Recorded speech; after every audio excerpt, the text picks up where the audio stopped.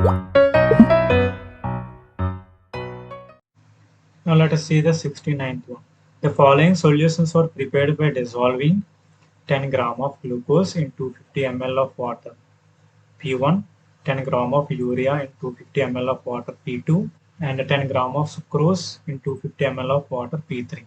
Here they ask that the right option for decreasing, that means high to low. Decreasing means high to low order of osmotic pressure of the solutions.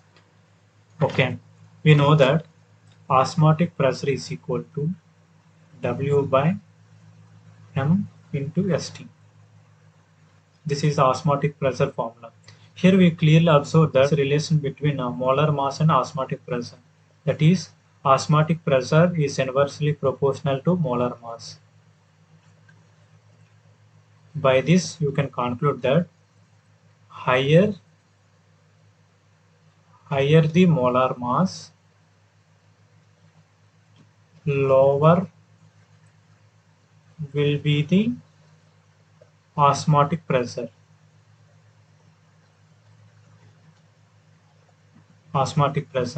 And second statement that lower molar mass will have higher osmotic pressure. Now let us write the given compounds, that is glucose, urea, and sucrose. The three, glucose, urea, sucrose having the highest molar mass.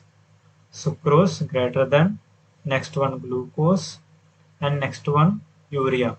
This is the order of decreasing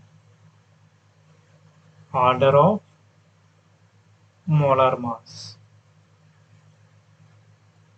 We know that the relation osmotic pressure is inversely proportional to molar mass. By this, you can conclude that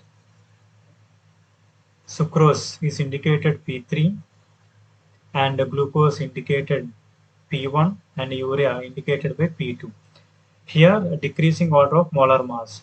You know that relation between osmotic pressure inversely proportional to molar mass, which having the highest molar mass, that will be lowest osmotic pressure. Among the given, sucrose is having the highest molar mass. That's why it has having the lowest osmotic pressure. Next, glucose. The lowest molar mass is urea. That's why it's become highest osmotic pressure. That will give rise to, this is our relation. P2 having the highest osmotic pressure, then P1, then P3. So our correct answer is 2 is